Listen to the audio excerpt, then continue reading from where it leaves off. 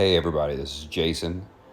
This is going to be a video of me working on inking this Brett Booth Flash piece. Wanted to get this out and done for folks when the Flash movie came out. Kind of started for a little while here. The great thing about this piece and the great thing about Brett Booth's work in general is that there is a dynamic line no matter what he is doing, and he uses a lot of fast, quick lines, so you would think that they are not as well thought through, but you look at them, and once I started working in this, I realized how many similar lines there were and how I had to make real decisions on subtlety and where I needed those line weights to be subtle to make things stand out from one another while still being similar. There was a lot of work in that. The speed lines kind of had similar lines to the ray guns, and some of the background infrastructure lines had some of those same lines weights as the speed line. So I had to kind of make some decisions here, and that's one of the great things about this piece is that while it is very much about the characters in the front, it's also about the background, and that background has to be taken care of in kind of a very delicate way, because it's the sort of thing that you won't pay attention to unless something is wrong. And then if something is wrong, you're definitely going to pay attention to it. It's going to stick out like a sore thumb. I started off using a quill pen. I actually ended up not being super thrilled with how sharp of a line I was getting with this nib, and instead of hunting for a nib and getting a new one out and all of that, I eventually switched over to microns for most of the rest of this piece, with some exceptions. But I enjoyed the nib work on this. I feel like if I had kind of worked with a little bit sharper of a nib, I would have come up with something that I liked a little bit better.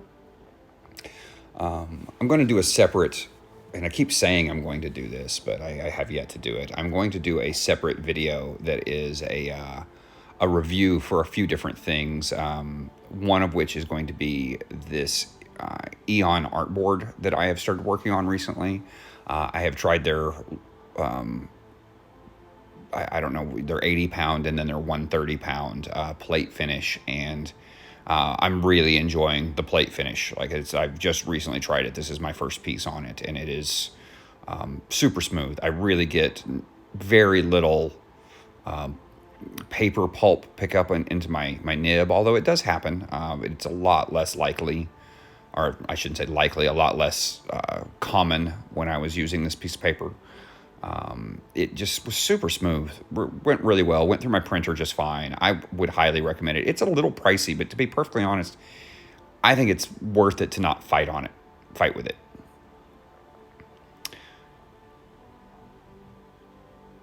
One of the great things here too is that this piece taught me a lot about having to pull out my rulers.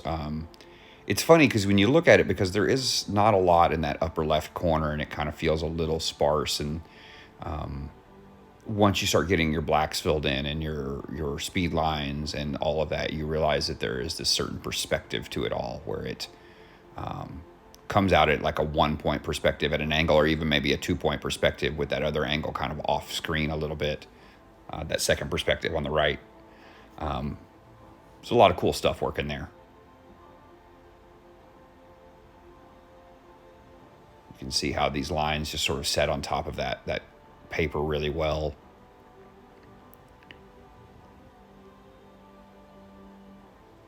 Once I started moving into the Flash himself, there was so many little delicate lines in the face that I didn't want to mess up, so I went ahead and just went with a micron. But on Reverse Flash here, I finished him out with the 102, and I'm using kind of an interesting quill holder here. It's actually an X-Acto blade holder, and then I found another from Excel Blades, and I found another burnishing tool that they had that had a little like slot in it that was designed for like paper embossing tools. It was just the right size to fit this these 102 quills, and it gives me a nice like ergonomic handle. It helps me sort of pull back from it and put a lighter line down so I'm not scratching the paper as much.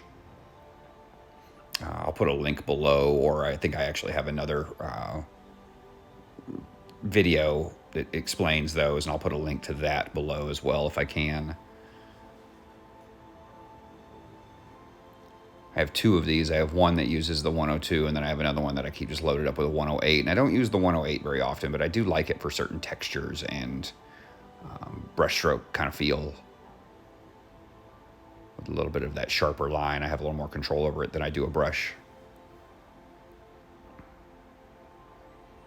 Plus, it comes with an X-Acto knife blade lid, so it fits on there very snugly, and I don't really ever have to worry about that lid popping off or stabbing myself with my X-Acto knife, or sorry, with my quill pins. I have tons of little tattoo dots on my hands from smacking my quill pins when I'm reaching for a brush.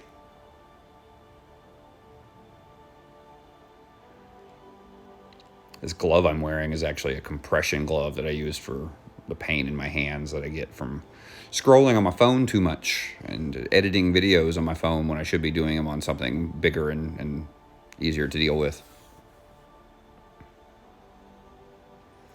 So I'm trying to decide, and I'd like for you guys to help me out here. If you can leave a comment below, that would be great. I've been kind of wanting to play with my watercolors or my washes, just doing an ink wash. Which would you rather see? Would you like for me to go through and watercolor this piece where I use actual like colors? Or would you rather see me do it in a gray tone ink wash where I kind of try and represent all those values in shades of gray using India ink and a brush? Let me know what you think. I'll leave it up to you guys before I decide on how I want to do that. But either way could be fun for me. Let me know. Very briefly here, I use a brush just kind of for a couple of small lines, but I ended up not using a brush on this a lot because a lot of it is very controlled, straight line weights, and I really wanted to make sure I had that control. So I moved over to a copic multi-liner. I have a couple of different ones here. I have some of the disposable ones, which I haven't, all of your sizes, but 2 or 3 of those have dried out, so I have picked up 1 or 2 of the multi-liner SPs, which I really like a lot. My only problem with the Copic ink is that when you put it down right next to a good deep black India ink, you end up losing a lot of that real depth. I don't know. I don't like the comparison of them sitting next to one another, but the SP multi-liner goes on very smooth. It doesn't scratch at the paper. It doesn't have that I don't know. I find that regular multi-liners with the little plastic nibs can kind of get a little dry fast. And this thing stays I've been using it for weeks now, and it seems just as wet and juicy as the day I got it. Kind of love that.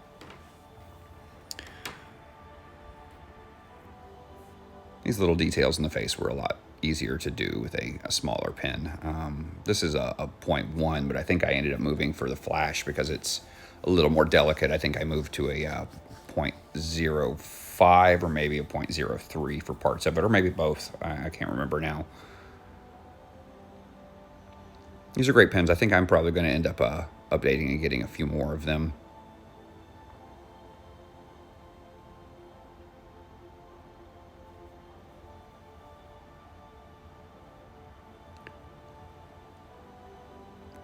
Going to try and do some more videos of a few other people. I did a Ryan Otley piece the other day that I did not record a video for, mainly because I wanted to get it done pretty quickly without too much fuss, and I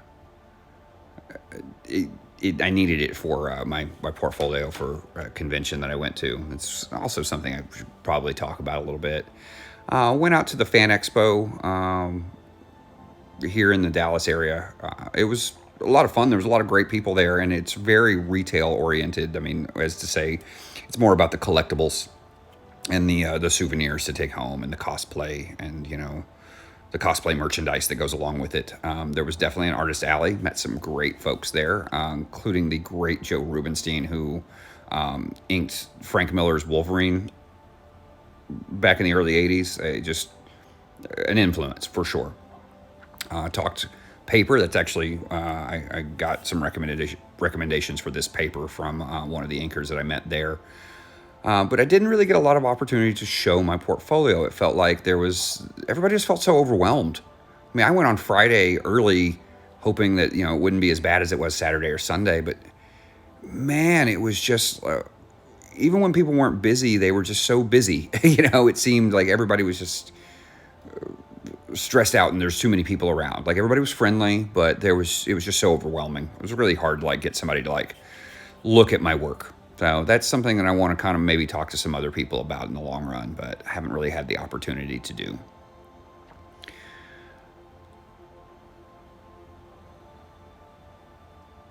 Maybe next year I will, at one of the smaller conventions, I'll maybe get a table and show off some of my work. That seems like that could be a fun way of going about this as well.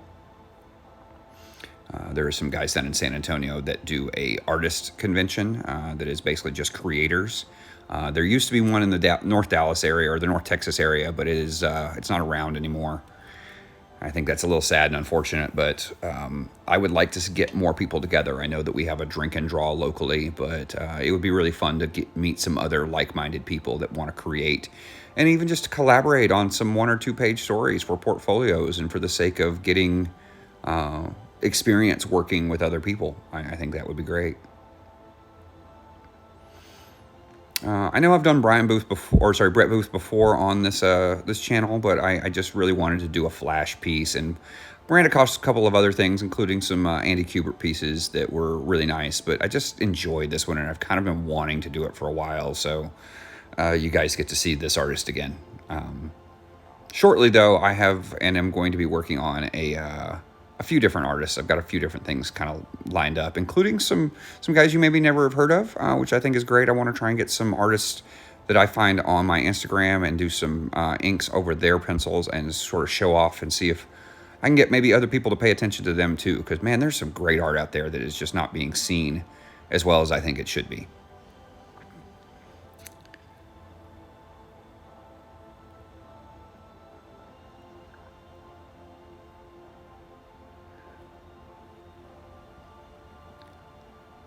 All these details were so much fun.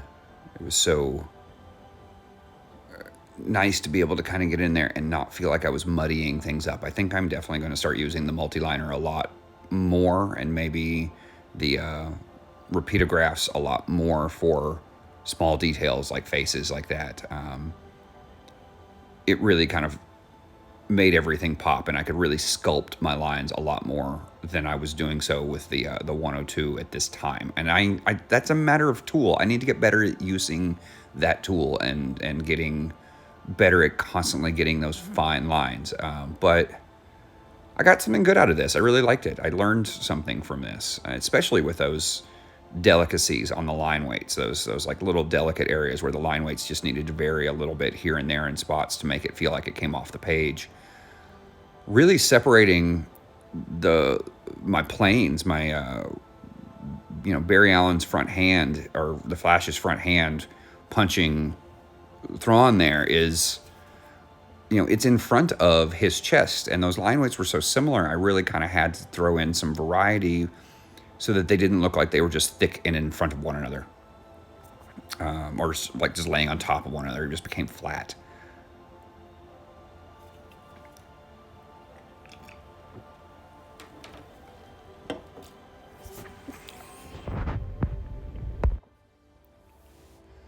One of the things I was doing here was this little small guys in the background. You got to pay attention to these guys. It's real easy for them to look flat, to look like they're not really moving, to lose that animation and gesture of them by just kind of going in and doing them simply, which is what they should be done. How they should be done in a way is simply, because you can't see that much detail, but you need to keep that energy to them. It's easy for them to get muddy too. So there's a little more nuance to it than you might think. One of the places I struggle a little bit and I want to get better is at that texture for that, I guess that like kind of afterburner effect on these little like hovercrafts or ships, that blast effect. I always kind of feel like I'm getting a little hairy or jagged there. I really want to work on that a little bit more and see what I can do. Maybe see some techniques. If you see some techniques or know of some techniques, feel free to drop a line here, or maybe even just send me a good video or something that you might think that would work for that. I think it might even just kind of come down to me just needing to massage it for a little while until I get something that I feel like I like, but we'll see. I do end up eventually kind of getting somewhere that I like, but it took me some work to get there. So maybe I'm just looking for a faster way to get there.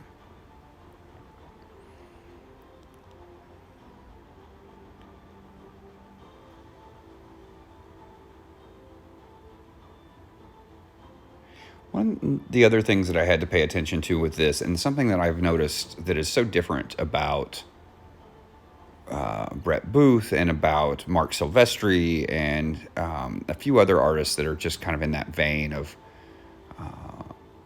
they don't really use a ton of just deep solid blacks. Very often it is highlighted in hatching or feathering or some way of showing gray tones and value changes. It means a really great understanding of light is what it means, but it also means an understanding of line weight and knowing that line weight is going to imply a lot of value for you and shape. Whereas you got guys like David Finch, and so I heard somebody say this the other day, maybe it was Richard Friend, I'm not sure, but they use blacks so well that when you pull back from them and you can't see the details, it still reads beautifully because the blacks give you a great design and shape. In some ways, as an inker, David Finch is a bit of a cheat to me because he is so good that even bad inks will still look pretty decent on his work. His work will still look decent because he is that good. He understands his values, where to use his blacks and his light tones, and really kind of make and frame an image properly so that if I just fill in the blacks and then kind of do an okay job at the details, it's going to look pretty good. People are going to be real impressed, but I'm going to look at it and go, man, I could have done that tighter. I could have done that better.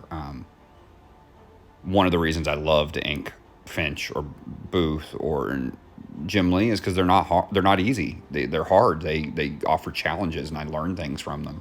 And I am trying to do as many pencilers as possible. It is important for me to try and be able to get across that I can ink really anyone. And that's not even really true yet. I can't ink anyone, but I am trying, and I am not scared to ink anyone, if that makes sense. Because I'm going to learn something from it every time. I'm currently working I haven't got a video of it up just yet, but I'm currently working on I think it's a convention sketch from Bernie Wrightson of Ghost Rider, and I've never inked a Bernie Wrightson piece, and which I got to tell you, there's a lot of high pressure there to make sure that turns out well. So I'm breaking it down a little bit at a time. It is a sketch. It was never inked that I can tell, so there is a lot of kind of trying to read what some blacks that blend together a little bit mean and what they are and what the shapes are in them. And I want to make sure that I render that as well as I can.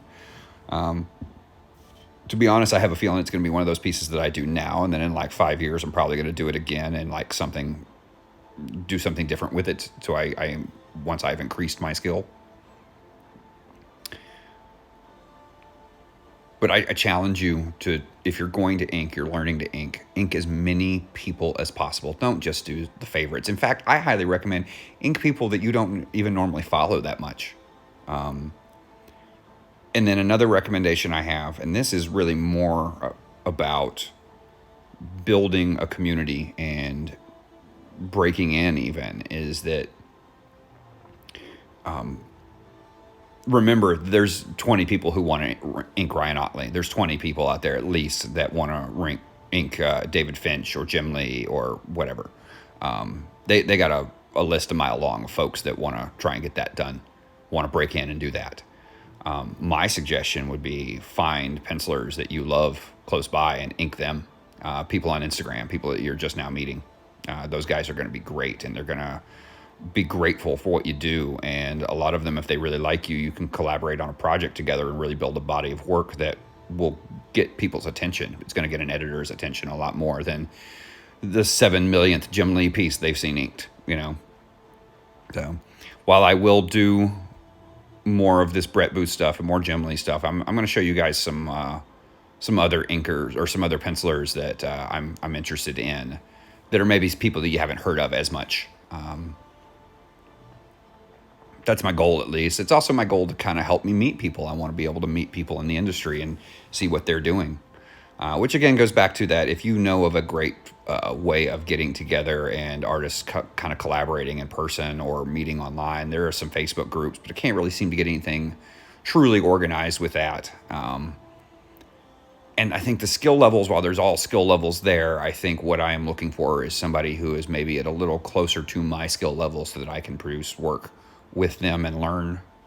It's kind of like being in a band, man. If you only know one chord and you've never learned to scale, you probably don't want to be playing with somebody who's Mozart. They're going to make you, feel a little silly. But you want to maybe practice with those people because those people will teach you a lot. They just may not be your bandmates, at least not yet. You'll get there. I'll get there. So this, up until this point, we haven't even really shown much ruler work, but there is a lot of ruler work on this page. The speed lines were very much straight lines.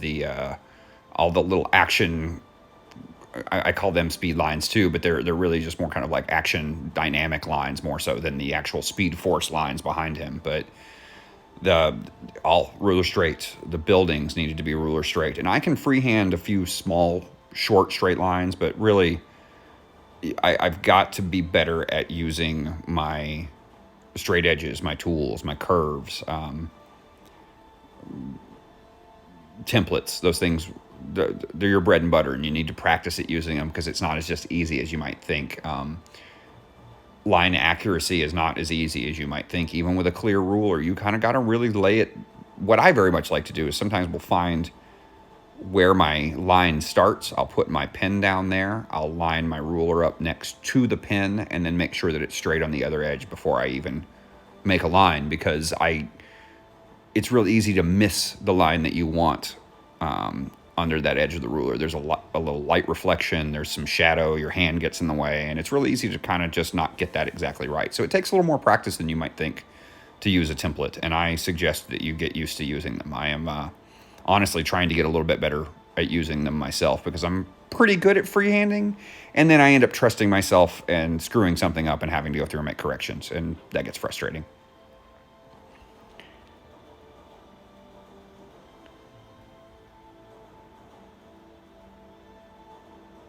That being said, get good at freehanding. I recommend that too. If you're going to speed up and you want to be faster, being able to pull a straight line or throw a straight line is pretty important, within reason, of course.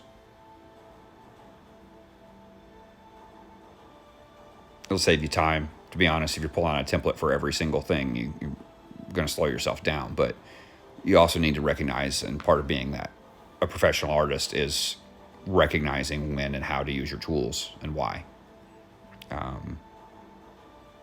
That's true for most skilled professions, to be perfectly honest. I spent 25 years working in kitchens, food service, that kind of thing, and I was a chef at some of the nicest restaurants in the DFW area. And I will attest to this. Keeping your tools in good condition and knowing how to use them is a huge part of a skilled profession.